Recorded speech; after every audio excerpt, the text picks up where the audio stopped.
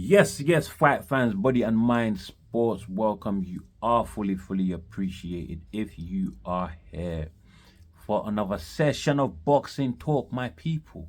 And in this round, I do have some news updates for you concerning one big fight, my people, and that is the David Benavidez versus David Morrell fight, originally scheduled to come to us January the 25th.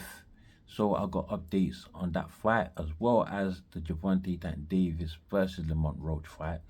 And that fight was originally scheduled for December the 14th. So those two fights, aside from talking about those two fights there, um I do have an update on the status of another highly anticipated fight, and that is the comeback of Errol the Truth Spence, my people, versus Sebastian Fundora.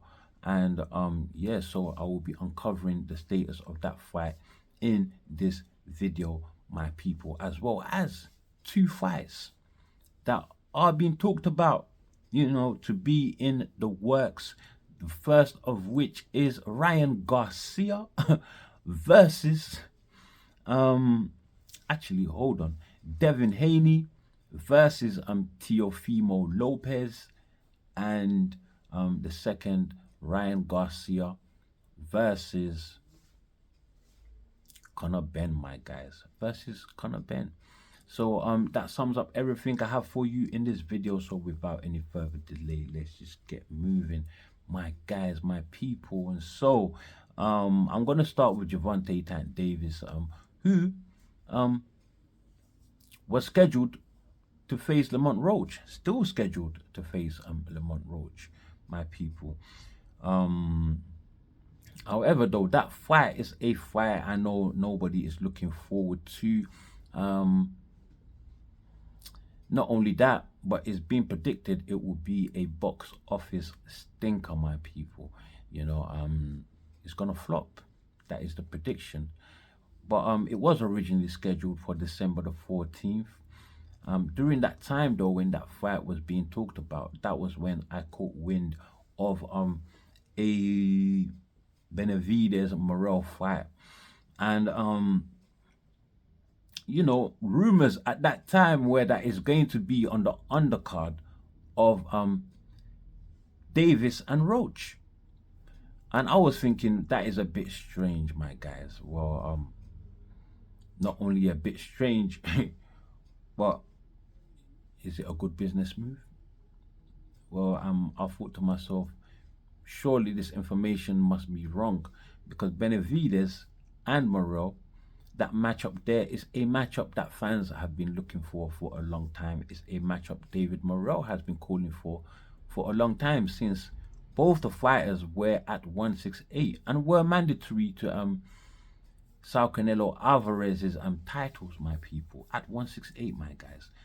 After a long wait for a title shot with Sal Canelo Alvarez not coming into fruition, of course, both of them jumped up to 175. That is the light heavyweight division to chase their own legacy without Sal Canelo Alvarez, my people. So now they're giving us a fight, and I will call this fight a legacy fight, my people.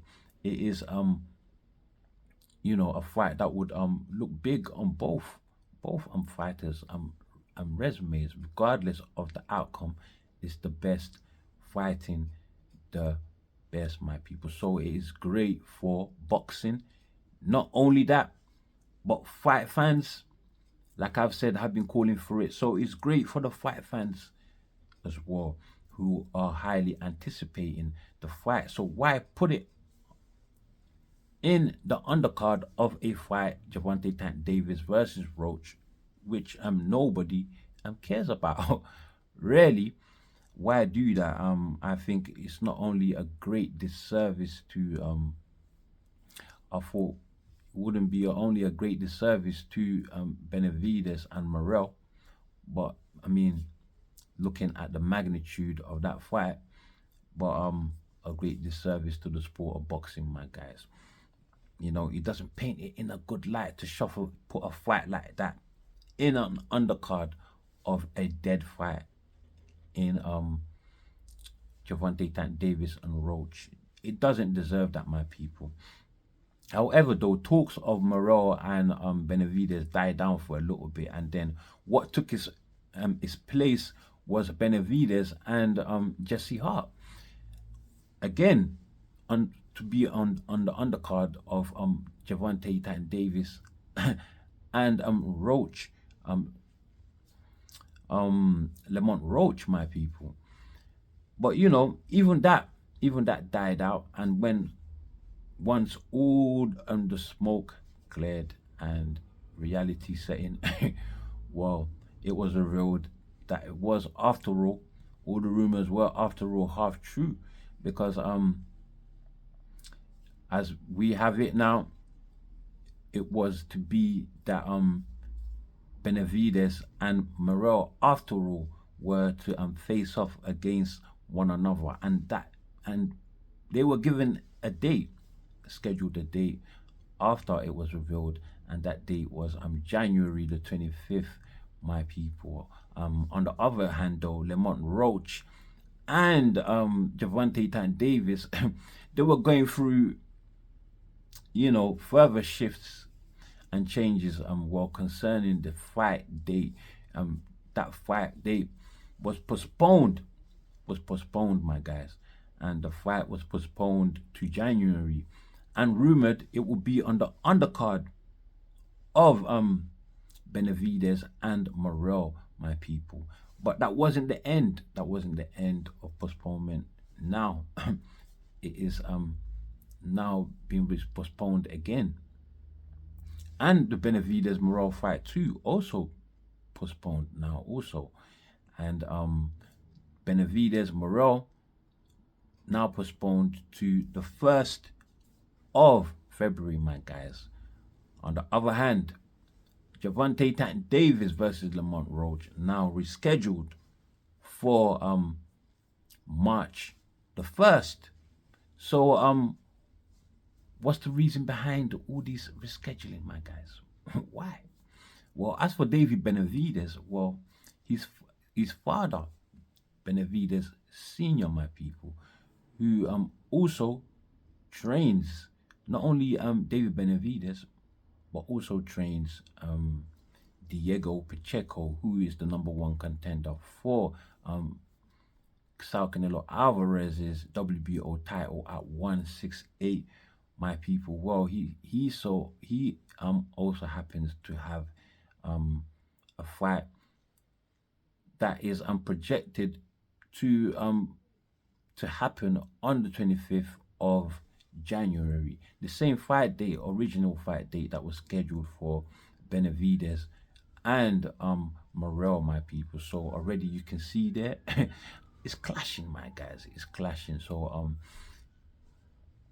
yeah, hard to manage two fights on one night, two important fights at that. Especially as Diego Pacheco is now headlining his own fights, my people. So he is also a headliner, my guys, my people. But you know, that is the reason why the Benavidez and Morrell has now been pushed forward a bit later. Well, should I say pushed backwards a bit later, just a week later, to February the 1st, my people. However, though, the reasons behind Gervonta Tank Davis Lamont Roach rescheduling is a bit more complicated and a bit more concerning as well, because the rumor is that PBC right now is in financial difficulties and simply can't simply don't have the budget to cover the budget to pay their fighters what they're demanding currently, despite the fact that PBC has a deal with Amazon. Is so turns out that it is in fact not a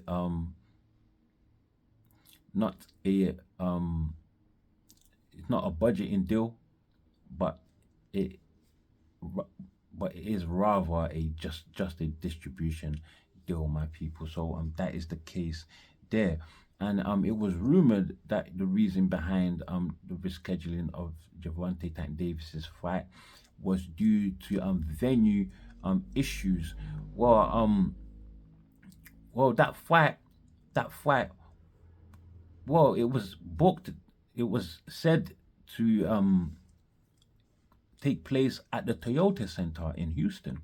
The Toyota Center in Houston, well, it has been revealed by many sources that that center there on December the 14th. Not only is it not booked for an event, but it's definitely not booked for a Gervonta Tank Davis fight, my people. So you can see there definitely that it's not a venue issue then, because how could it be when the venue has not been booked, my guys? So false advertisement that is coming to us at the Toyota Center, when really it may not be, my people. It may not be. So yeah, the real situation is that they just can't foot the bill for Gervonta Tank Davis, who is a huge box office fighter, and he is considered that widely, my people, as one of the faces of boxing, my guys, one of the faces of boxing. And he just used those big paydays and action packed fights, my people. So he's not gonna take a pay cut for Lemont Roach, regardless of the fact that the PBC has calculated that this is a fight that nobody wants, and it will just be a financial disaster, my people. So therefore the reason behind offering Gervonta Tank Davis a pay cut, which I've said is not willing to take a pay cut, my people. So behind aside from this, well, coupled with the fact that this is a pay-per-view name that's used to headlining. In fact, he's built Tank Davis's career, Tank Davis's brand is being built around becoming a pay-per-view star, becoming a big box office name, my people. So him being an undercard or co-main for Benavidez and Morrell is very, very unjustified, aside from the fact that is fighting Lemont Roach, a fight that nobody wants. That fight really does not deserve a main event, I have to say. But it would hurt Gervonta Tank Davis's brand if he went on the undercard of any fighter, really. So I do understand him not wanting to go for that, my guys. Totally understandable, my people. But if he doesn't want that, then he's gonna have to do his best to give the fans, give us fights that we call for. I.e., there are many fights there that he could take in his very own division. Shakur Stevenson, William Zepeda, and Denise Baranchek. We also have Keyshawn Davis, who's been calling them out recently, and De La Santos, who gave Shakur Stevenson some issues in his fight. So these are all worthy opponents and big fights. In fact, at least show us that you are looking to follow your trail, which you have self-admitted that you want to go on a trail to become undisputed, my people. So yeah, at least do that, and maybe you be worthy of the pay packet that you are looking for. Because right now, Tank Davis may be a box office name, but surely not as big as a Saul Canelo Alvarez, who can more or less pick and choose whoever he wants, my people. Because Saul Canelo Alvarez, despite that right now, he's just cherry picking who he wants to fight, really. And despite that, he does in the past, his resume, his past fights are solid, my guys. He's got a lot of solid people on his resume, whereas Gervonta Tank Davis, really, as of now, has never taken a risky fight, my people. Never. Aside from the Ryan Garcia fight, who, in that fight, the argument is that Ryan Garcia was depleted, after a weight cut that he found hard to make. So yeah, and also a rehydration clause, my people. So yeah, he was fighting a limited Ryan Garcia. That is the wide opinion, my people. But aside from Gervonta Tank Davis's issue with the payment, though, we also have another person also signed to the PBC who is going through the same payment issues as Gervonta Tank Davis, and that is Errol the Truth Spence, my people, who was touted to come back against Sebastian Fundora at 154 after his loss against his undisputed loss against Terence Bud Crawford, my people. So it was a chance to see what Errol the True Spence would look like after going through that disastrous beating, my guys, against Terence Bud Crawford, my people. So after everything he's been through, his surgeries, his accidents, and that fight, what would he look like on his comeback against a risky fighter? We know Errol Spence doesn't take tune-ups. So yeah, we were highly anticipating that fight. However, Errol the True Spence, because he's not willing to take a pay cut, has withdrew from that fight, my people. However, though, Sebastian Fundora is now being talked about to be hunting to face off against Virgil Ortiz, my people. Virgil Ortiz, my guys, and is being scheduled. Well, not officially scheduled yet because it's not been confirmed that the fight would take place. But if it does, would be on the 22nd of February, my people. So is that I don't know, that's a Riyadh season card, right? Turki Al Sheikh is obviously behind this, my people, and there's a lot of money involved. So therefore, that is the reason why Sebastian Fundora is able to receive funds to get a big fight with Virgil Ortiz, because Turki Al Sheikh is involved.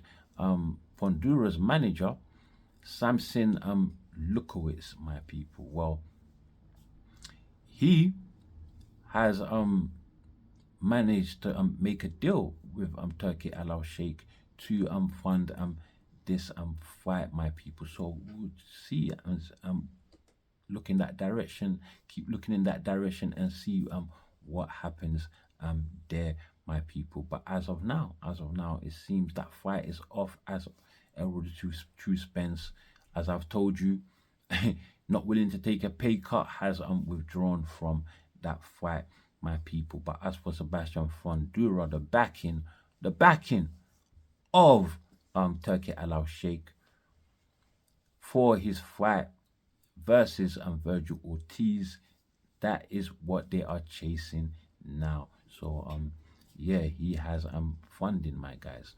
But yeah, other fights though that have been talked about, that are in the works, they say. Devin the Dream Haney versus Teofimo Lopez. And I have to say though, this is a good matchup, a great matchup. I know Teofimo Lopez, he has a style in which you don't really know what Teofimo Lopez you're gonna get, because he they say they say he fights to the level of his opposition, my people.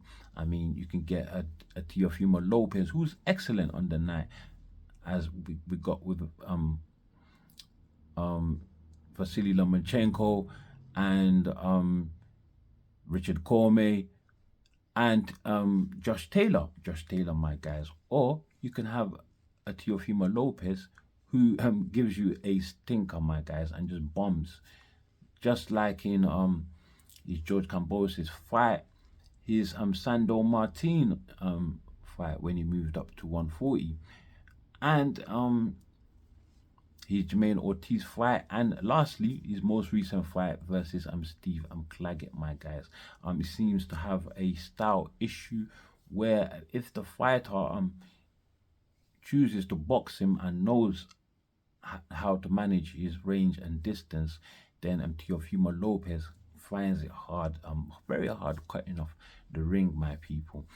So Devin Haney, for that reason, presents all of these issues to Teofimo Lopez in my analysis, and I think it's going to be a good style matchup. And yeah, of the stories, the story is they are already in negotiations, my people, and that fight is to come to us in 2025, sometime in 2025, my people. Of course, again, Turkey Al Sheikh involved in that one there. I'm assuming, my guys, by the way, my people.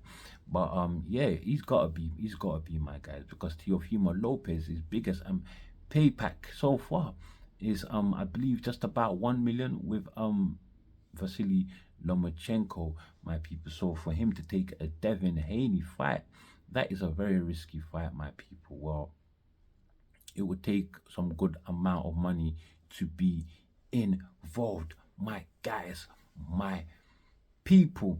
But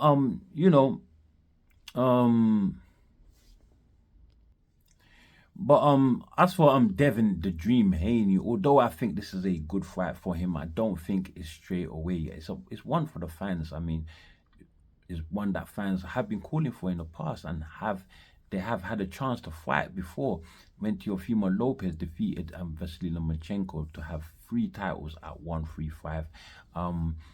You could have got the 4th title from Devin the Dream Haney, who had the WBC and become undisputed, but he chose instead to defend one of his other titles against George Kambosos, who was his mandatory, my people. So they have history and enough story, enough backstory to make it a big fight, my guys. Not only that, but they came up around the same time, and of course, fans for a long time have been looking to see the boxing world for a long time. I've been looking to see who is the better fighter, my people. But as a first fight for Devin the Dream Haney, it's a good fight, but as a first fight, I don't know.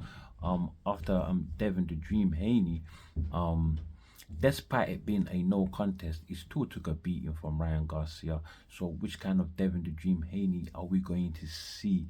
Are we going to see one who is shy to let his hands go, or are we going to see a Devin the Dream Haney that is going to be more fired up and firing on all cylinders, my people? I just don't know, my people. But I think for him, it seems he's taking the he's taking something from Errol the Truth Spence notebook, my people, in taking no tune-up fights, my people. It seems that's how he wants to do it, but it may not be the right one, my guys. However, though, if Teofimo Lopez doesn't want that fight, well, Devin the Dream Haney is currently being linked with Oscar Duarte, my guys. Oscar Duarte, he has a fight coming up too. Actually, he has had his fight, really, but he's got an option with Oscar Duarte, my people. But yeah, so that is the case there for Devin the Dream Haney and Teofimo Lopez, my people. Teofimo Lopez, however, after all of this talk of him and Haney fighting, has come out and said that it's all rumors, and that's all it is until further notice. So maybe after all, it ain't rumors, because why would he say further notice? But anyway, another fight that's being talked about is Ryan Garcia versus Conor Benn, my guys. It seems Conor Benn is targeting Ryan Garcia now, my people. Amongst the names he's targeting, also Chris Eubank Jr., Devin the Dream Haney, and Javante Tank Davis, my people. He is targeting, my guys. And so yeah, he wants to be a box office star, I guess. You know, his new manager has promised to help him achieve this. His new manager, Keith Coney, my guys, well renowned boxing um boxing manager, my people, and is um he is responsible for actually bringing the Edgar Berlanga versus Canelo fight into fruition, my people. So yeah, he's got a good connection there with Coney, my guys. So that is the fights Conor Benn is looking for right now. Of course, he's now free to fight, my people, and you know, of course, he was on that ban for performance enhancements, but that ban has now been lifted and he is free to fight. As for Ryan Garcia, he's still on a ban following his controversy with Ryan Garcia, in which like I said, was also on a ban, but for a year. He is not clear of that ban until April, my people. So, if however there is going to be a fight between him and Conor Benn, it will be in April or after. But Ryan Garcia, though, he is lying to have an exhibition in Saudi Arabia.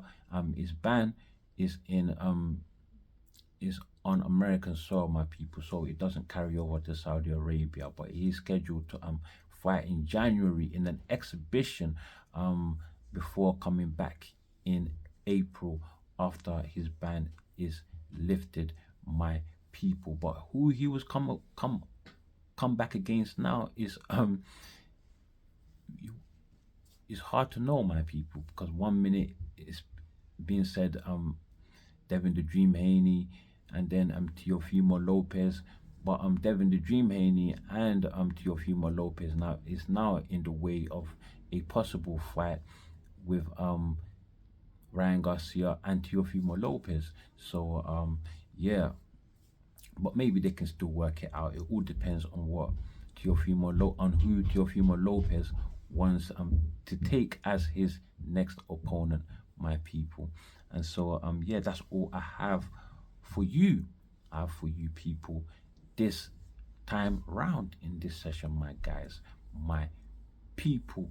But you can catch me here again, right here on this channel, Body and Mind Sports. And as always, my people, stay super blessed.